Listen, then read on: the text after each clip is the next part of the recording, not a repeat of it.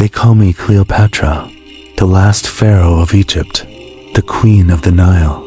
But tonight, let me tell you what it truly felt like. In the stillness of this quiet darkness, memories drift like dust in the moonlight, whispering of a life both glorious and tragic. The scent of lotus flowers, carried by the night breeze, the soft rustle of papyrus scrolls, and the distant murmur of the Nile. These are the fragments of my world, now faded, yet eternal. They called me a seductress, a ruler, a legend.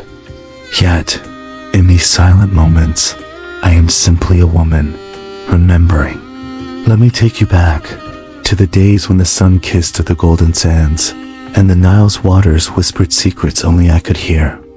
I was born into a world of opulence and intrigue, the daughter of Ptolemy XII.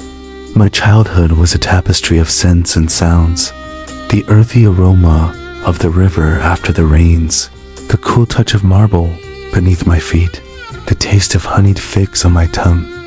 My mother's voice, soft and melodic, would sing lullabies in the ancient tongue, while my father's hands, calloused from years of rule, would trace the maps of our kingdom.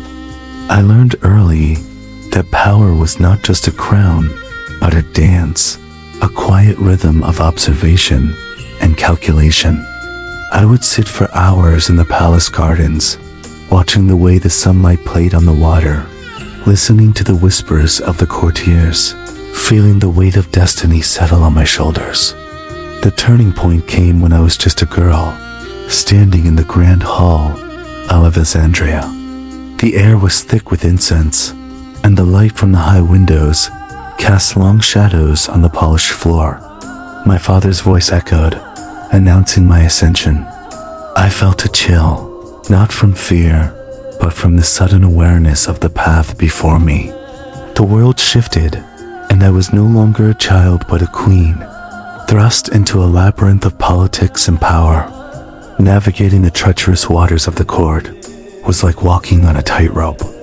I learned to read the subtle shifts in people's eyes, the slight tremble of a hand, the unspoken words behind a smile.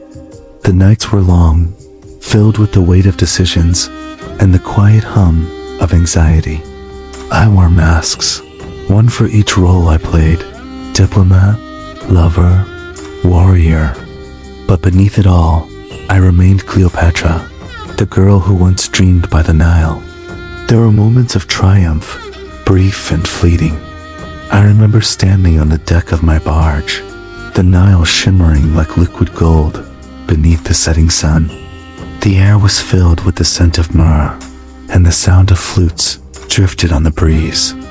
In that moment, I felt not victory, but a profound stillness, as if the world had paused to witness my reign. Yet, shadows always followed the light. The betrayal of Antony, the fall of Alexandria, these were not just events, but sensations. The cold grip of despair, the muffled sounds of a city in chaos, the taste of salt from tears I would not shed. I found solace in small rituals, the touch of my hand on the smooth surface of a pearl, the quiet recitation of ancient prayers, the knowledge that even in defeat, I was still queen. The final choice was made in silence.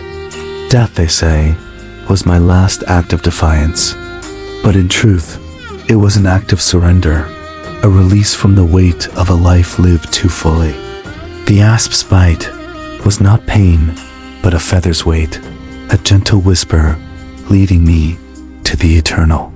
And now, as I fade into the echoes of history, I hold on to one memory, the feel of the Nile's cool waters against my skin, the promise of eternity in its depths. What is a life but a ripple in the vast ocean of time? Sleep now, and let my story drift with the currents, a lullaby for your dreams.